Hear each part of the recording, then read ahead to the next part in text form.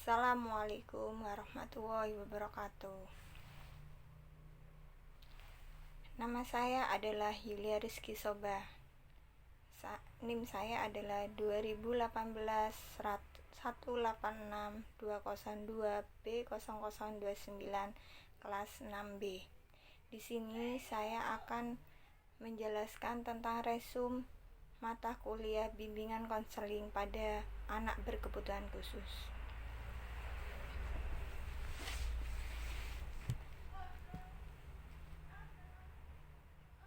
2.1 Problema perilaku. Perilaku apa yang dikatakan dan dilakukan seseorang dan memiliki satu atau lebih dimensi. Kemudian perilaku dapat diamati dan dapat dideskripsikan dan direkam, dan perilaku ini sah menurut hukum, di mana perilaku berdampak pada lingkungan. Perilaku juga dapat terbuka serta tertutup. Contoh, seperti marah, berteriak, dan membanting pintu. Hal ini berdampak pada orang-orang di sekitar anak berkebutuhan khusus. Anak berkebutuhan khusus akan shock dan merasa kaget, sehingga dampaknya pintu rusak. Kemudian perilaku itu dapat terbuka dan tertutup. Perilaku terbuka disebut over. Misalnya, dia berjalan, berlari, serta menangis. Perilaku tertutup disebut open. Misalnya, berpikir, baper, marah, memendam amarah. Jadi kesimpulan di sini adalah di mana masalah problema perilaku anak berkebutuhan khusus atau perilaku yang bisa terbuka dan tertutup, kemudian perilaku yang berkelebihan, juga perilaku yang berkekurangan. Dalam perilaku anak berkebutuhan khusus selalu ada problema yang harus diselesaikan, yaitu masalah yang berkelebihan dan berkekurangan.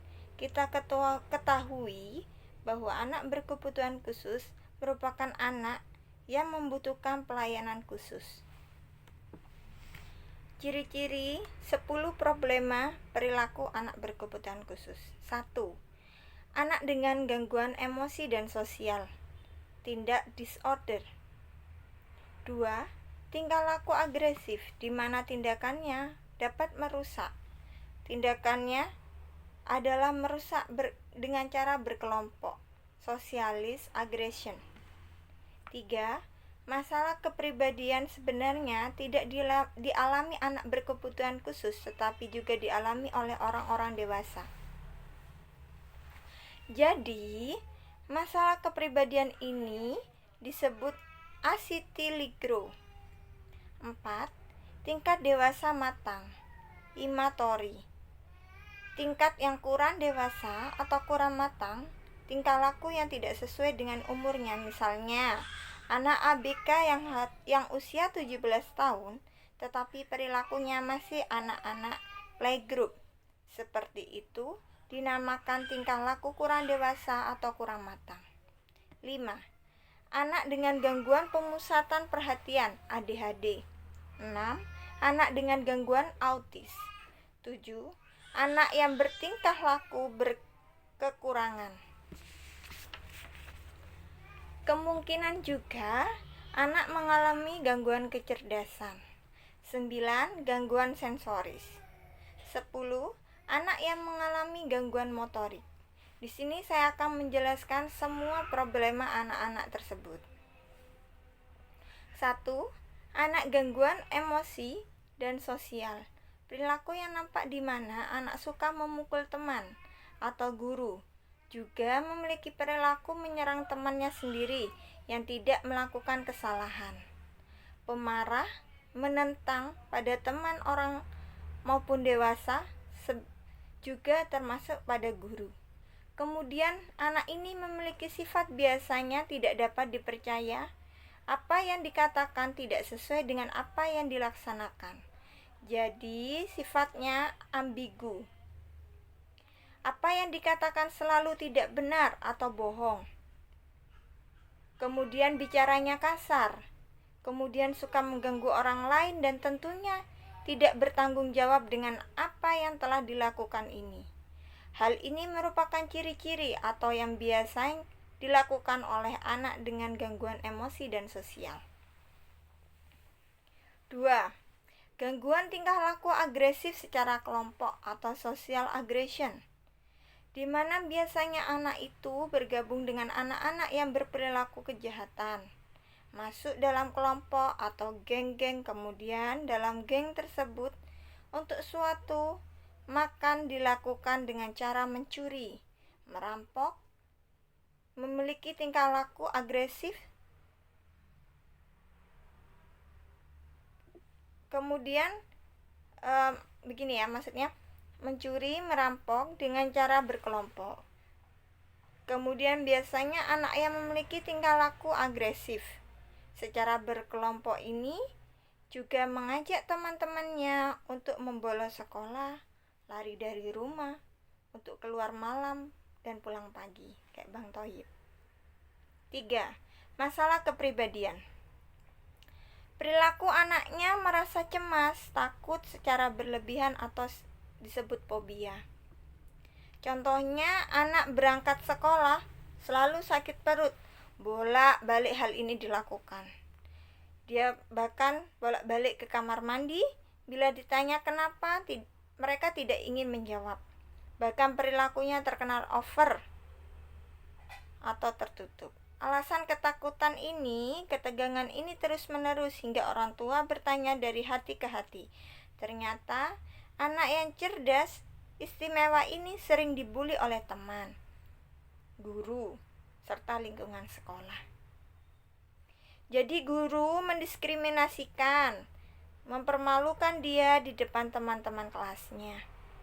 Sehingga hal ini menyebabkan anak memiliki kecemasan yang berlebihan serta fobia. Kemudian yang kedua, ini biasanya sedih berlebihan, sedih yang berlarut-larut, berdampak pada menjauh dari teman sehingga mudah tersinggung.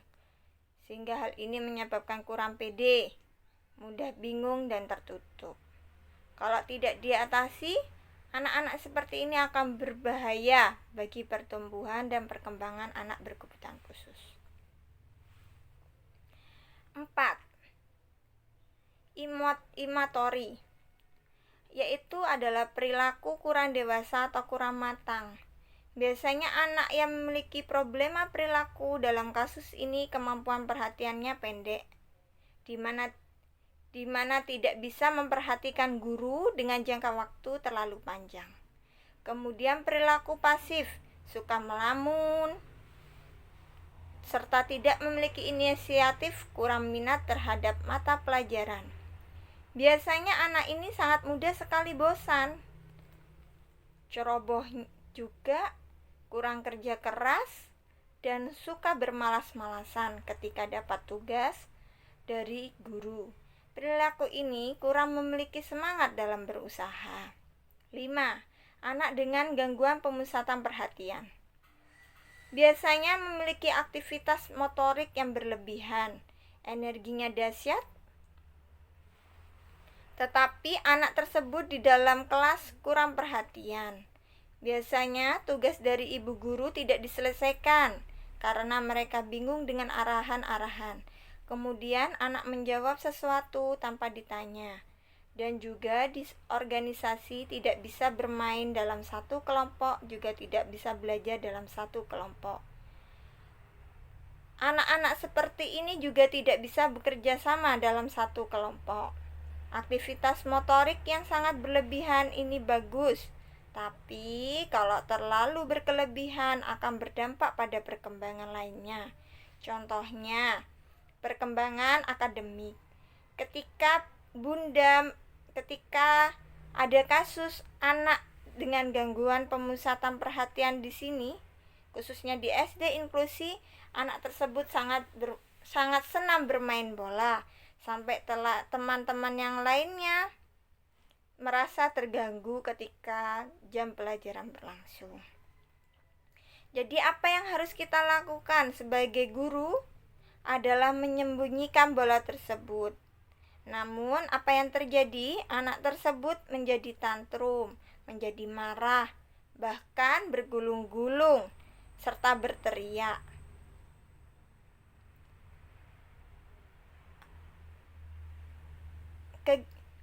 Ulah-ulah seperti ini menyebabkan anak lain yang berada di dalam satu kelas merasa terganggu. Jadi, harus dibutuhkan seorang pendamping yang dapat melakukan hal ini adalah pendamping khusus yang memiliki sertifikat sarjana pendidikan luar biasa. Dan dibutuhkan suatu terapi, di mana terapi ini dilakukan oleh para terapis yang memiliki sertifikat terapis atau psikoterapis. Biasanya yang dilakukan adalah terapi KBT, kognitif behavior terapi, dan instruksional coding, sehingga anak tersebut bisa kita arahkan. Misalkan, ayo kerjakan tugas ini. Nanti kalau tugas kamu selesai, dapat hadiah dari ibu guru, yaitu boleh bermain bola saat beristirahat di halaman sekolah. Hal ini dilakukan agar anak tersebut menjadi semangat. Kemudian, kita mengenalkan kepada guru olahraga agar mengetahui bahwa ada potensi hebat yang dimiliki anak berkebutuhan khusus. Jadi, anak berkebutuhan khusus itu dapat dimasukkan di klub bola. Supaya apa? Supaya bakat mereka dapat dikembangkan. Yang keenam adalah anak dengan gangguan autistik. Gangguan autistik di sini memiliki tingkah laku berkelebihan dan berkekurangan. Tingkah laku berkelebihan ini misalnya anak autis suka sekali hand flapping, tepuk tangan, suka mengepak-ngepakkan tangan, berputar-putar, melompat-melompat. Bahkan kalau dia emosinya tidak terkendali dapat tantrum, dimana hal ini tidak ada sesuatu yang menjadi stimulus.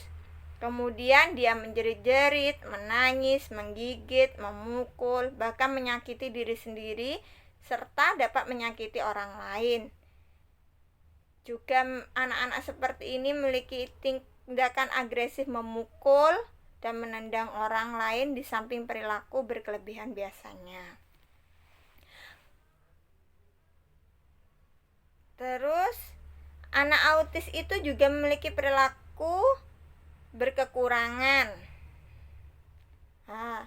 Terus yang selanjutnya adalah anak perilaku berkekurangan. Contohnya, dia mengalami gangguan bicara, gangguan interaksi sosial, pandangannya kosong, tidak ada kontak mata, kemudian fokus pada satu permainan saja secara terus-menerus. Perilaku yang berkekurangan pandangan kosong, tidak ada kontak mata, dan dia sangat menyukai tutup botol. Tutup botol bagi dia merupakan suatu yang sangat berharga bagi dirinya. Juga dengan bermain tutup botol dia merasa senang, dan itu dilakukan setiap hari. Nomor 8 adalah anak dengan gangguan kecerdasan. Biasanya anak muda beralih perhatian, di mana apabila di luar kelas ada suara berisik, maka dia akan beralih perhatian. Apalagi dengan suara pesawat dia akan lari keluar. Biasanya gangguan ini juga hiperaktif. Hampir sama, dia juga suka mengganggu teman karena dia merasa ada beban dalam akademik, sehingga untuk menetralisir dia mengganggu temannya sendiri. Juga mudah sekali frustasi, putus asa, menarik diri jika tersinggung, emosi, tidak terkontrol, meledak-meledak, merusak benda, menyakiti diri sendiri dan orang lain. Selanjutnya adalah anak dengan gangguan sensoris. biasanya tidak mengalami hambatan dalam perilaku, tapi kelompok ini mengalami hambatan dalam penglihatan dan pendengaran. Walaupun dalam kelompok ini tidak memiliki hambatan dalam perilaku yang serius, tetapi anak tersebut membutuhkan layanan khusus. Kapan biasanya anak ini lebih banyak tergantung pada lingkungan sekitar. 10 adalah anak dengan gangguan motorik. Hal ini anak memiliki hambatan dalam mobilitas, terbatas komunikasinya, terbatas, kemudian juga daya untuk menolong dirinya sendiri. Itu terbatas dalam interaksi sosial juga terbatas. Selanjutnya di sini saya akan menjelaskan tentang materi 2.2. Materi 2.2 tentang bimbingan konseling, yaitu di mana dunia anak berkebutuhan khusus dengan dunia orang lain, dunia yang membuat bahagia dan semangat untuk memperkuat mental dalam meminimalisir permasalahan pada anak berkebutuhan khusus. Maka pemerintah telah mencatatkan pendidikan inklusi bukan saja sekolah luar biasa, supaya dapat berbaur bersama dengan anak-anak pada umumnya. Tujuannya adalah dapat fasilitas yang dibutuhkan oleh anak berkebutuhan khusus dan sudah dilaksanakan di kota besar. Contohnya Jakarta, Surabaya, bahkan kota Jember. Namun kenyataannya, apakah program ini sudah berhasil? Sudah terlaksana dengan baik? Menurut para ahli, para peneliti, belum, karena terdapat kendala dalam permasalahan baru di sekolah, khususnya permasalahan yang dialami guru, yang ini nantinya akan berimbas kepada peserta didik, khususnya anak berkebutuhan khusus. Padahal telah kita ketahui bersama, jumlah anak berkebutuhan khusus meningkat. Bahkan PBB memperkirakan 10%, lebih sedikit 10% dari jumlah pada umumnya.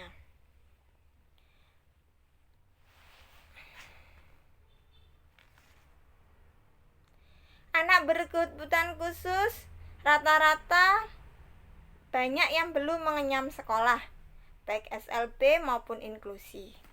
Terkait dari pokok bahasan permasalahan anak berkebutuhan khusus, ada beberapa faktor pemicu, yaitu terletak pada diri anak berkebutuhan khusus, guru, orang tua, lingkungan, masyarakat.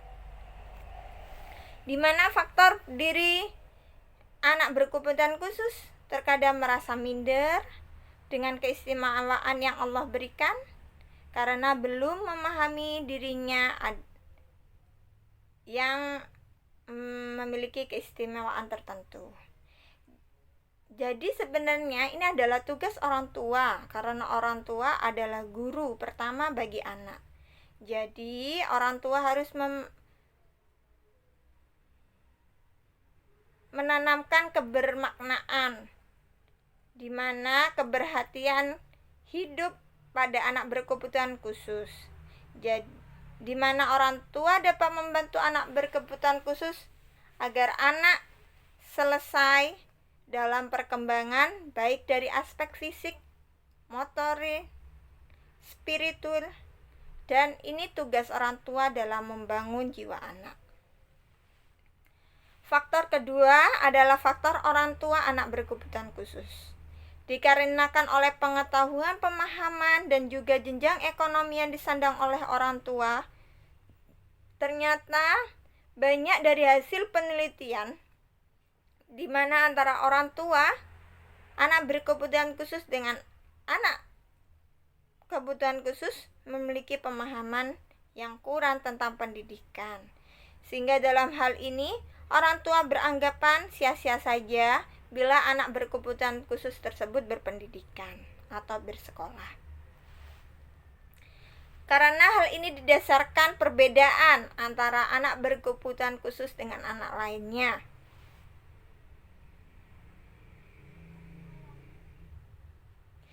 Sehingga orang tua banyak yang mengurung anak berkebutuhan khusus untuk tidak dilakukan sosial dengan lingkungan sosial lainnya.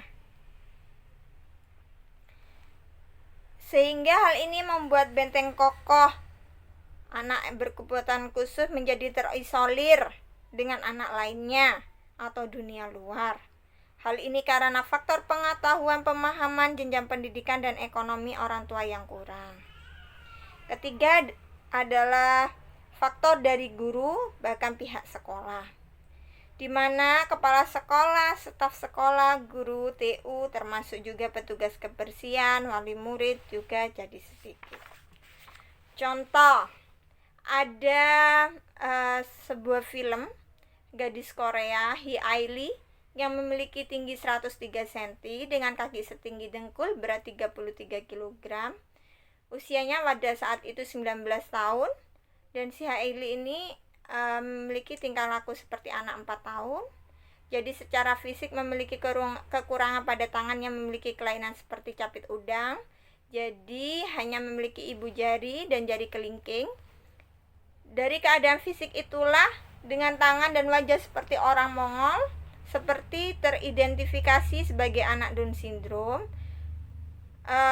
Banyak sekolah-sekolah, khususnya guru maupun kepala sekolah, yang menolak terhadap keberadaan si Hailey sebagai siswa. Di mana banyak guru menganggap si Hailey ini karena tidak memiliki kelengkapan jari, maka dia juga akan memiliki merasa dianggap memiliki kekurangan dalam menulis, dalam melihat, dalam memperhatikan pembelajaran, sehingga sehingga guru tersebut membuat orang tua si Hailey ini menjadi menjadi sedih, hancur hatinya mendengarkan ucapan guru tersebut. Karena orang tua menganggap putri yang dicintainya dapat perlakuan seperti itu oleh guru-guru, oleh sekolah-sekolah, yang dianggap oleh orang tua si Hailey ini sekolah-sekolah tersebut adalah cocok untuk anaknya. Bahkan si ibu dengan berhati mulia, dia berhenti dari pekerjaannya sebagai perawat. Saat itu dia sebagai perawat, demi mendorong tumbuh kembang anak dengan cara sepenuh hati, bahkan berobsesi untuk menjadikan si anak menjadi seorang pianis. Tentunya dengan jalan tidak mudah, penuh perjuangan dan penuh derai air mata, dan akhir dari cerita kisah ini adalah si Hailey ini dan ibunya dapat membuktikan bahwa kepada orang lain, khususnya pada guru-guru yang kemarin telah menolak, bahwa kekurangan yang dimiliki oleh putrinya itu adalah sesuatu yang luar biasa. Bahkan dengan ketekunan dan kepercayaan diri serta kesabaran, dapat menjadi seorang ahli pianis yang mendapat tawaran manggung bahkan untuk saat ini, detik ini, 200 kali dalam 1 bulan. Bayangkan saja, sampai seluruh dunia, bahkan Indonesia pun, si Hailey ini diundang. Dan si Hailey ini mendapat piagam penghargaan dari Presiden Korea sendiri karena dibuktikan oleh orang tuanya, khususnya si Hailey, bahwa anak berkebutuhan khusus sebenarnya banyak mengalami penolakan karena banyak guru-guru langsung memahami bahwa sebenarnya anak berkebutuhan khusus ini tidak dapat menerima pelajaran, tidak dapat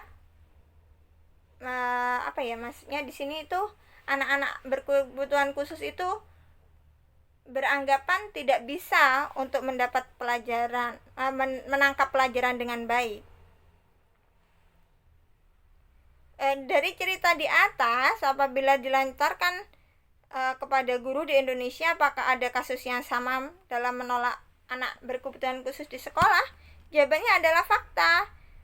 Banyak penelitian di mana beberapa guru memahami keberagaman anak berkebutuhan khusus itu kurang mengenakan. Banyak yang tersimpan mutiara yang begitu indah, padahal Allah itu membekali anak dengan menjadi sukses, karena Allah menciptakan makhluknya tidak akan sia-sia bagi kehidupan. Contoh kasusnya ya banyak penelitian yang dimana bahwa sebenarnya banyak anak berkebutuhan khusus yang apabila dilatih terus-menerus tanpa tidak ada pokoknya dilatih terus-menerus, anak tersebut akan menjadi sukses. Pada intinya seperti itu. Ada lagi contoh kasus yang dimana anak yang teridentifikasi autis serta hiperaktif tanpa observasi, ada sekolah yang menolak karena beralasan bahwa guru yang berkompetensi dalam menangani anak autis tidak ada. Padahal di sana ada guru pendamping khusus.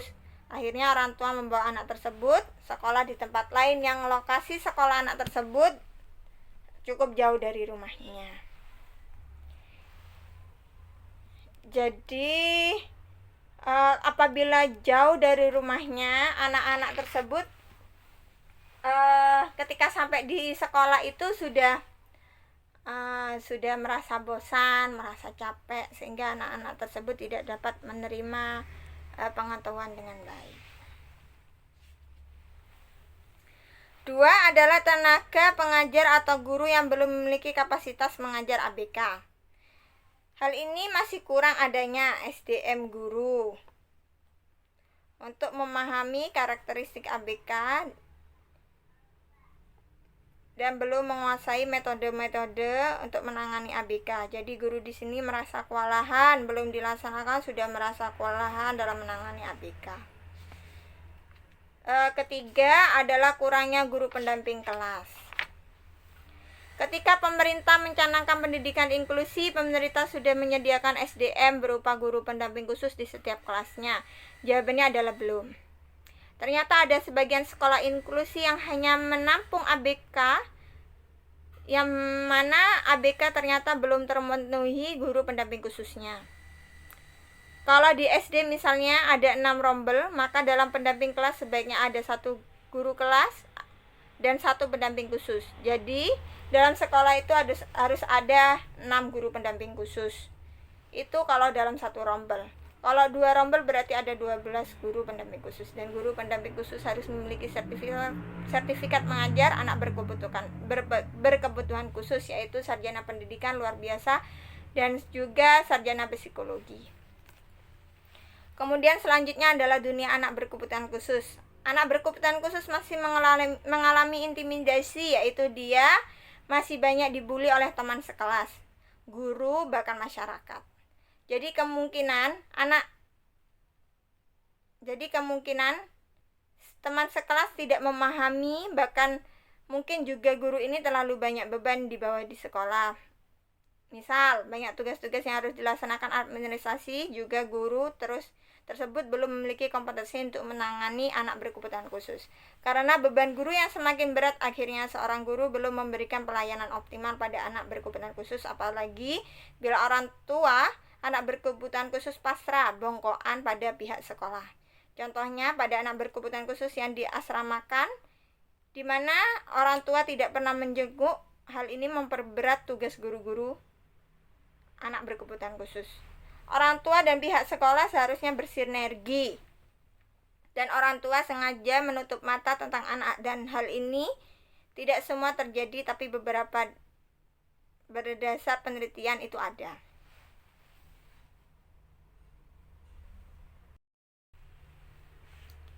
Selanjutnya adalah permasalahan pada wali murid.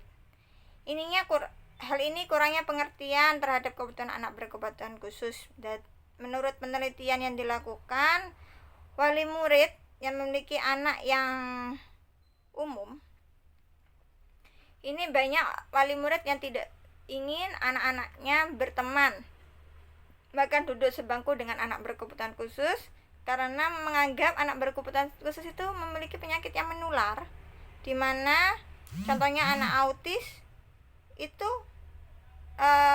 menganggap orang tuanya bahwa kalau berteman dengan anak autis, anaknya akan menjadi autis juga, seperti virus. Padahal pemahaman seperti ini tuh sangat keliru. Menurut cerita di atas, dapat ditarik kesimpulan bahwasanya permasalahan-permasalahan yang timbul ini sebenarnya dikarenakan karena pihak sekolah, baik di guru, staf yang lain, bahkan kepala sekolah, termasuk yang lainnya juga belum sepenuhnya memahami keberadaan, bahkan mengetahui bagaimana cara yang tepat dalam menangani anak ABK. Belum memahami bagaimana cara yang tepat untuk memperlakukan anak berkebutuhan khusus, bahwa dimana anak-anak berkebutuhan khusus itu merupakan ciptaan Allah yang mulia di mata Allah, yang membedakan hanya kadar ketakutan, kemudian semuanya memiliki potensi sukses. Dan perlu dipahami juga pada orang tua bahwa anak berkebutuhan khusus itu tidak menular. Perlu juga orang tua tahu bahwa anak berkebutuhan khusus ini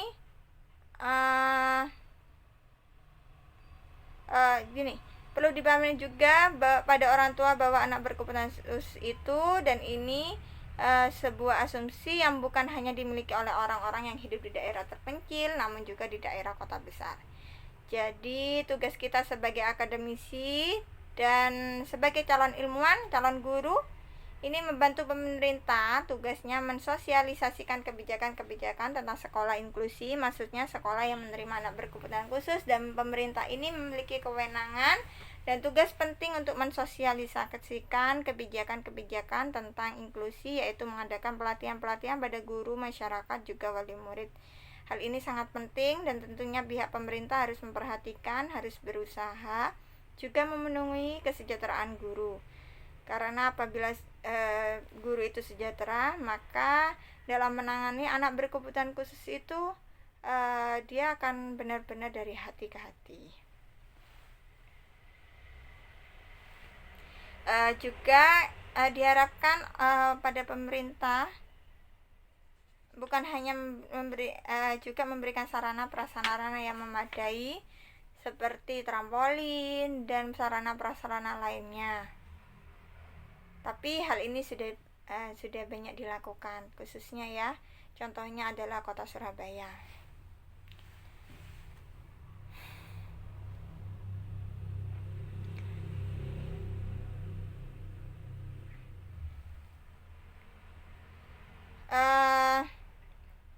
Kenapa hal ini, kesejahteraan guru itu perlu dilakukan? Karena kalau guru sejahtera, maka penanganan anak itu akan benar-benar dari hati ke hati.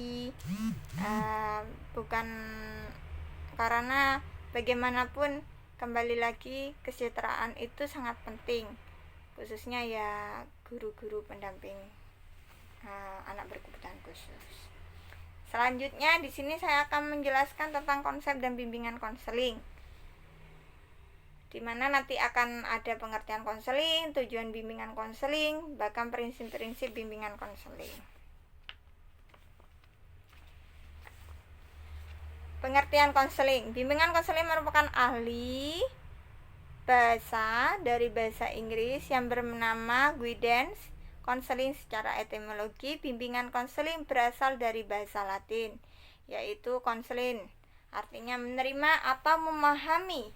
Yang perlu ditekankan di sini adalah sebuah penerimaan, pemahaman, bukan hanya anak berkebutuhan khusus yang ingin diterima atau dipahami kita pun sebagai guru dan calon konselor pendidikan juga butuh dipahami dan diterima orang yang sudah merasa diterima dan dipahami, maka akan tumbuh dan berkembang dengan potensi yang dimilikinya. Secara harfiah, guidance ini akan akar kata dari guide, Guide itu artinya mengarahkan bagi anak-anak berkebutuhan khusus dan kita pada masa remaja yang masih dalam keadaan labil tidak paham kemana arah masa depan yang akan dituju. Fokus contoh. Pada pendidikan, anak yang slow learner bukan dari IQ yang juga terkadang dari tekanan-tekanan yang didapat dari lingkungan, bisa dari teman, guru, masyarakat sekitar karena terlalu banyak tekanan. Jadilah anak seorang yang penakut, tidak berdaya, tidak merasa pandai, tidak merasa memiliki apa-apa. Potensi dampak lainnya karena tekanan tersebut jiwa anak jadi sakit dan tidak berdaya. Itu jika tidak diselesaikan ada disintegrasi di dalam jiwa anak, maka mental anak berkebutuhan khusus tidak akan sehat. Masa kecil adalah masa yang sangat menentukan bagaimana kita ke depannya. Semua anak berkebutuhan khusus pasti memiliki disintegrasi yang harus kita selesaikan sebagai konselor. Dan sebagai orang tua, kalau masalah-masalah psikologi ini tidak tuntas, akan membawa sampai akhir hayat, bahkan sampai tua. Guide memiliki tahapan yang pertama mengarahkan to direct, mengelola 2 minutes. Begitu juga pada anak berkebutuhan khusus di mana kita harus mengarahkan lalu mengelola dengan fokus pada satu tujuan. Kata konseling berasal dari kata perembukan, pemberian nasihat, penyuluhan dan penerangan. Penyuluhan di sini berkesan hanya satu pihak saja yang aktif memberikan penyuluhan dan orang-orang lain mendengarkan saja. Menurut ASCA American School Counselor Association, mengemukakan konseling adalah hubungan tatap muka atau bertemu langsung. Konseling sifatnya rahasia. Apa yang kalian ungkapkan, konselor hanya didengarkan, tidak boleh membocorkan pada orang lain, dan solusi atau jalan keluarnya yang memusatkan adalah klien itu sendiri. Sebagai seorang konselor pendidikan harus memberikan penerimaan, artinya kebutuhan seseorang. Kalau seseorang tidak diterima di lingkungan, dia ada gangguan jiwa. Kita sebagai konselor memberikan kesempatan pada klien untuk berpikir sendiri, untuk mengambil keputusan sendiri. Konselor hanya menggunakan pengetahuan dan kemampuan untuk membantu klien untuk mengatasi masalah-masalahnya. Maka dari itu, seorang konselor harus smart, hatinya baik, pikirannya baik, di mana antara konselor dan diri klien hubungannya dengan sifatnya harus interpersonal. Hubungan yang bersinergi dan harus nyambung satu dengan yang lainnya. Ada ketertarikan antara konselor dengan klien yang melibatkan unsur kepribadian, yaitu pikiran, perasaan, tingkah laku, nilai-nilai, kebutuhan, dan harapan. Keefektifan dari konseling ditentukan oleh kualitas hubungan tersebut antara konselor dengan klien. Semua ini tergantung dari kemampuan konselor menetapkan teknik konseling yang berkorelasi dengan kualitas pribadinya. Istilah guidance berhubungan dengan menunjukkan jalan. Jadi konselor hanya memberi arahan dan di sini terserah pada klien memilih jalan tersebut atau tidak. Leading atau pemimpin, according atau menuntun, memberikan nasihat, klien mau menerima nasihat, terserah pada klien. Konselor harus memiliki pribadi yang baik budi, perasaan, tutur kata, pikiran, tingkah laku. Konselor juga harus memiliki pendidikan yang memadai, bisa menolong klien agar melaksanakan kegiatan sehari-hari dengan benar, memberikan klien kesempatan mengembangkan arah pandangnya sendiri, nilai-nilai dan pilihannya, karena memikul beban hidup adalah klien sendiri. Selanjutnya adalah tujuan anak berkebutuhan khusus. Agar anak berkebutuhan khusus yang kita bimbing dapat merencanakan kegiatannya untuk menyelesaikan studi, mengarahkan, menerima dengan sepenuh hati apa yang ABK keluhkan, memberikan bimbingan agar dapat menerima diri sendiri, mengembangkan seluruh potensi dan kekuatan yang dimiliki secara seoptimal mungkin. Semua orang itu memiliki potensi, namun ada beberapa yang tidak percaya diri, yang dipikirkan hanya kekurangannya, padahal di balik semua itu Allah memberikan rencana lain yang tidak kita ketahui. Tujuan selanjutnya adalah supaya anak berkebutuhan khusus dapat menyelesaikan diri, mengatasi hambatan-hambatan yang di lingkungan, dapat berdaya guna, bekerja, berkeluarga, bisa mencapai perkembangan yang sesuai dengan potensi, bisa menggunakan nilai-nilai kehidupan yang lebih baik dan benar, mencapai intelektual yang tinggi ditandai oleh penguasaan pengetahuan, keterampilan, mengenali diri sendiri, menerima diri secara objektif, mengarahkan diri sesuai kemampuan, dapat melaksanakan semua kesempatan-kesempatan. Guru, orang tua, nilai yang diterapkan bisa dicapai untuk menentukan pilihan hidup. Nomor 3 adalah prinsip-prinsip bimbingan konseling. Bimbingan konseling yang kita berikan sifatnya membantu yang menyelesaikan masalah adalah klien sendiri, anak berkebutuhan khusus itu sendiri. Kita berfokus pada individu yang kita bimbing. Kita harus memahami klien atau individu yang kita bimbing memiliki keberagaman atau tidak sama. Harus paham karakteristik individu berbeda-beda, tidak boleh memaksa mengatur hidup orang lain. Bimbingan kita harus memulai dari identifikasi kebutuhan apa yang dirasakan oleh klien yang akan dibimbing. Program bimbingan konseling yang terjadi di lembaga dikembangkan di lembaga yang bersangkutan. Pelaksanaan dari program bimbingan konseling harus dikelola oleh orang yang ahli di bidangnya. Pada akhirnya harus diadakan evaluasi seberapa jauh efektif apa yang sudah kita berikan atau bimbingkan pada anak berkebutuhan khusus. Selanjutnya di sini saya akan menjelaskan tentang sejarah konseling hasil resumen saya, di mana di Indonesia perkembangan konseling didorong oleh beberapa hal, antara lain 1. Terletak pada diri individu anak berkebutuhan khusus, yaitu pada masa-masa kritis dalam tiap perkembangan individu, terutama masa remaja, masa gejolak, labil dan mudah terombang-ambing oleh berbagai pengaruh dari dalam diri sendiri maupun luar. Hal tersebut diyakini bahwa setiap individu ada masa-masa sulit, rendah, tertinggi, biasa saja, masa-masa lagi berputar seperti roda sepeda. Jadi pada individu pada masa-masa kritis, terutama pada masa remaja, contohnya anak yang mengalami perundungan, psikolog yang terhebat baginya adalah dirinya sendiri. Harus bisa menyembuhkan diri sendiri. Bagaimana caranya? Maka dengan cara menulis, membuat video CB, membudidayakan tanaman dan lain-lain. Dengan pikiran positif dan perasaan harus bahagia harus dibentuk dan diciptakan. Begitu juga dengan anak berkebutuhan khusus, orang tua anak berkebutuhan khusus, guru bimbingan khusus, semua klien. Hal ini harus dibentuk dulu menjadi manusia yang bahagia. Anak berkebutuhan khusus atau remaja masih terombang-ambing, harus dibimbing oleh orang tua. Anak yang sakit jiwanya berasal dari keluarga yang broken home. Contoh, seorang anak yang ditinggalkan ibunya bekerja jadi TKW, padahal anak tersebut masih membutuhkan figur ibu. Anak-anak jalanan bukan berarti dari keluarga miskin. Biasanya adalah keluarga berada dan berpendidikan, tapi karena kurang merangkul anaknya, mereka menjadi anak-anak jalanan. Tugas konseling di sini dibentuk oleh peran orang tua kepada anak-anaknya pada masa perkembangan. 2. Kondisi luar individu, yaitu era globalisasi dengan ditandai percepatan teknologi yang berdampak positif dan juga negatif. Dampak ini cukup lumrah dan berpengaruh pada berbagai sendi kehidupan, sehingga dibutuhkan kemampuan untuk beradaptasi dengan segala perubahan yang ada.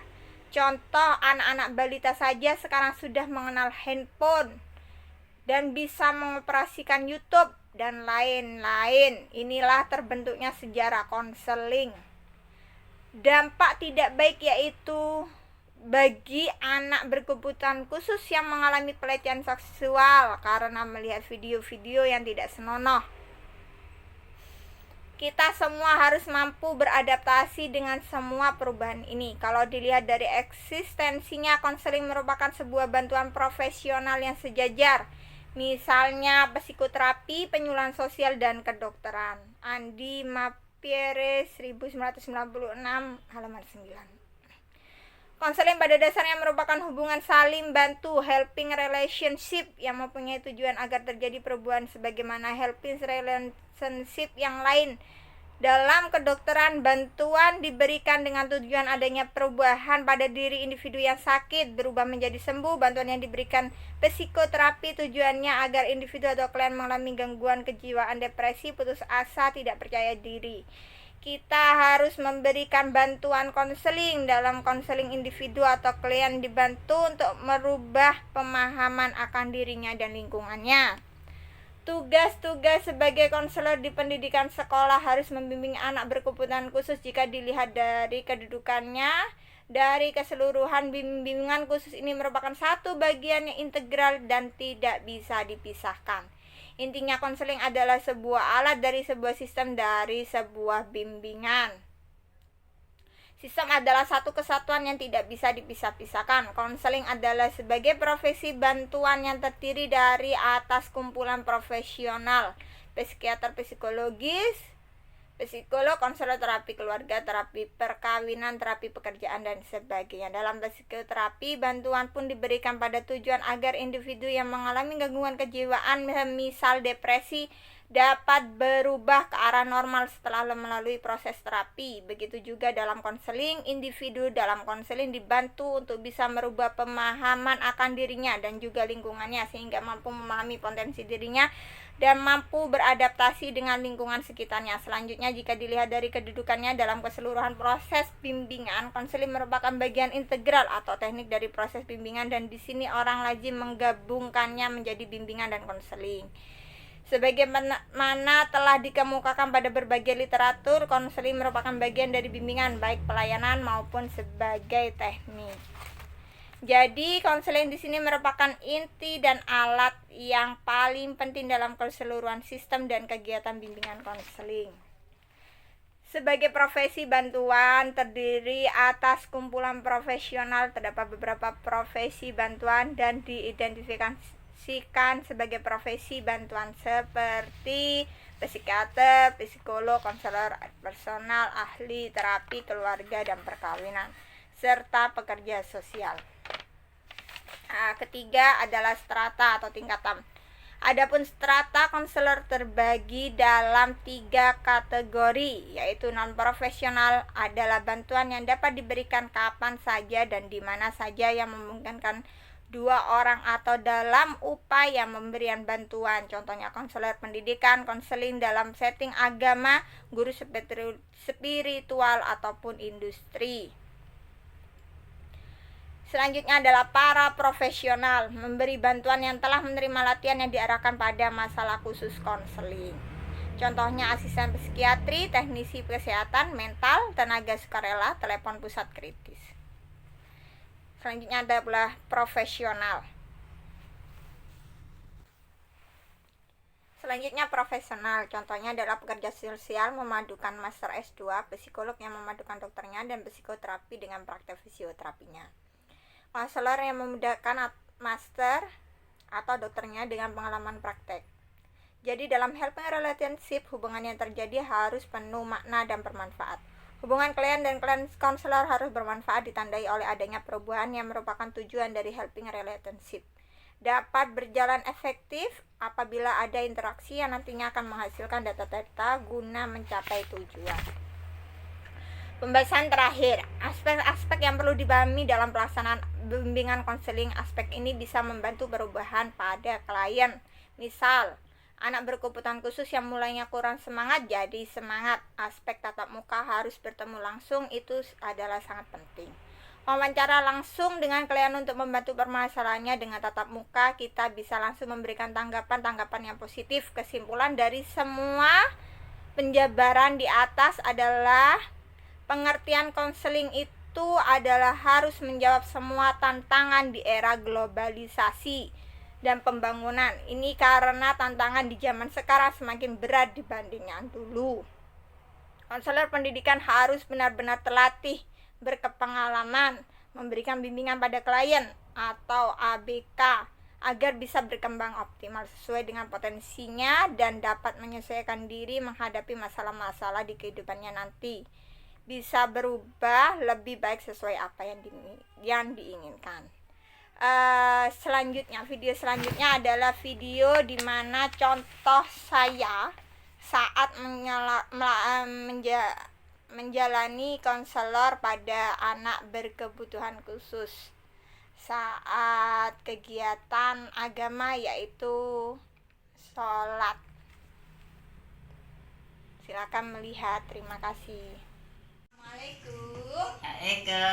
Waalaikumsalam. Siapa namanya? Gibran. Kalau Gibran sudah sekolah? Sekolah? Sudah. Di mana? Sakit. Oh, di sakit. Hmm. Gibran sekarang kelas berapa? 4. Kelas 4. Dan tahu nggak namaku siapa? Namanya Siapa yuk? Bu siapa?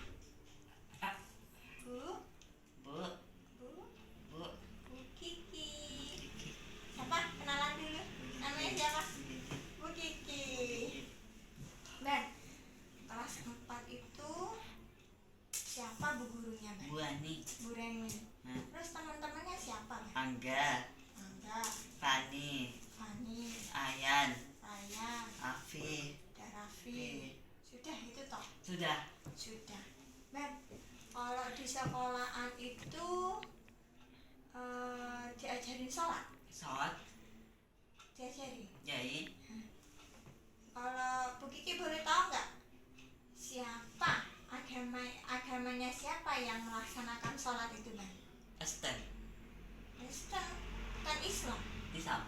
Oh, Islam. Islam. Ben, kalau sholat itu menghadap memohon kepada siapa? Allah. Pada Allah. Wah. Iban pernah sholat? Sholat. Biasanya kalau di sekolah itu sholat. Ya, Ben. Sholat itu sehari ada berapa kali sih, Ben? Satu. Ada 1. Bener, coba yuk kita buktikan yuk. Sholat duhur, sholat maghrib, sholat isya, sholat asar, sholat subuh. Sholat subuh itu dilaksanakan waktu apa? Pagi. Subuh itu pagi. Kalau duhur di sekolah siang. Kalau asar sore. Maghrib sama isya.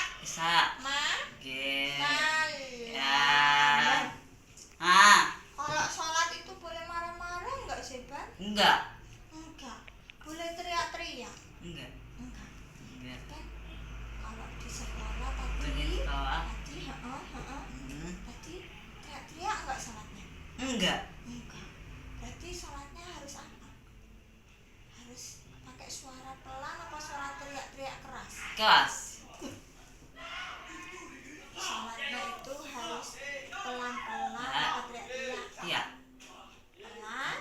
Pelan-pelan. Dan kalau sholat itu Iban sebelum sholat itu harus wudu nggak, Li? Wudu. Terus kalau sholat pakai apa? Ayo. Pakai sarung. Mana sarungnya? Coba Bu Guru pengen tahu Iban kalau pakai sarung mana? Aduh, katanya nggak mau marah-marah. Kalau mau sholat marah-marah enggak? Enggak.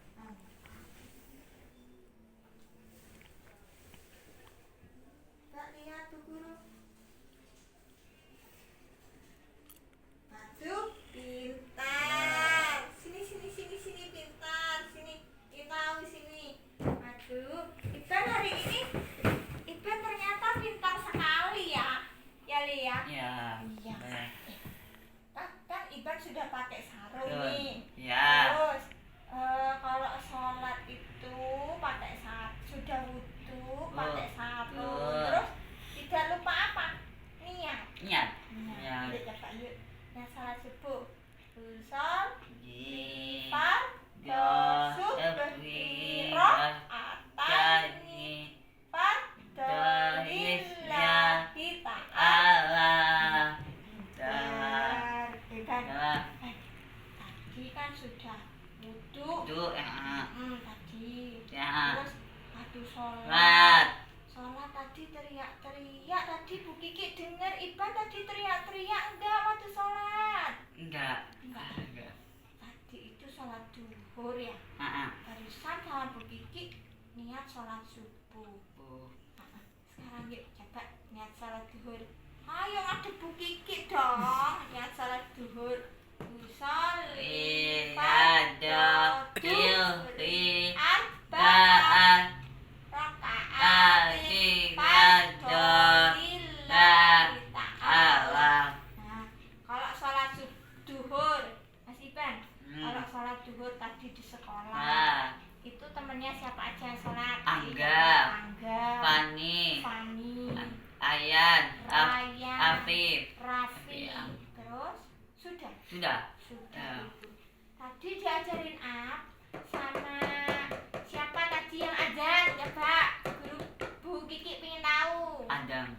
Yang azan tadi siapa? Pan. Ya, yang di depan. Ya Allahu Akbar itu siapa tadi? Coba kalau Mas Iban tadi ingat, ayo. Siapa? Barusan. Barusan.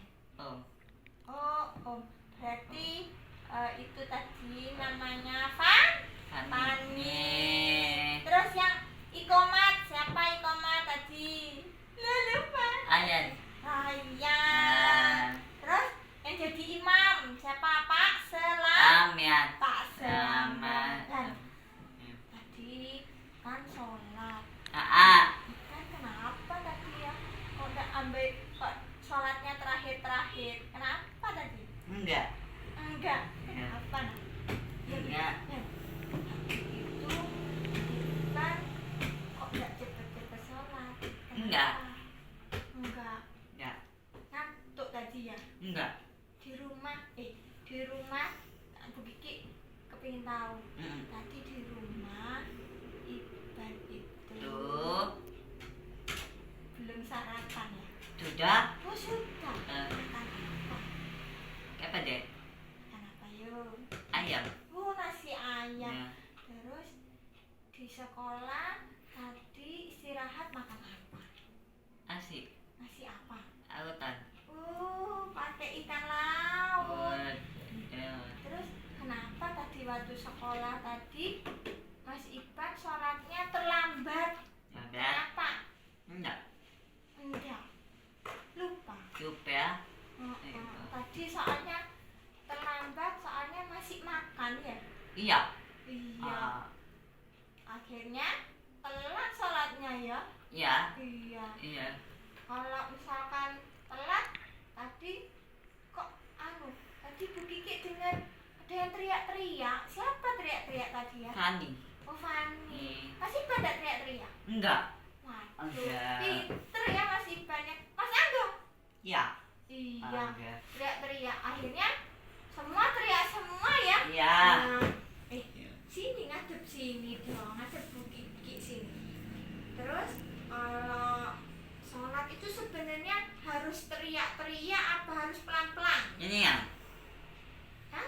Ini ya. Oh, pelan-pelan. Kalau pelan-pelan itu berarti nggak boleh teriak. Iya.